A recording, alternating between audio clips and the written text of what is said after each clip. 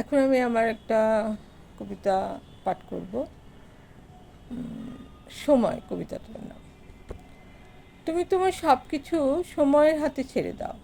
তোমার দুঃখ, তোমার সুখ, তোমার না পাওয়ার যন্ত্রণা, সময়ের মতো আর কিছুই নেই।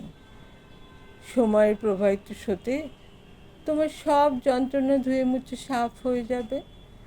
কষ্টের দিনগুলোকে একটু কষ্ট করে সহ্য করো। দেখবে সময় পরম মমতায় তোমার সব কষ্ট ভুলিয়ে দেবে। একটু ধৈর্য ধরো, একটু শান্ত থাকো।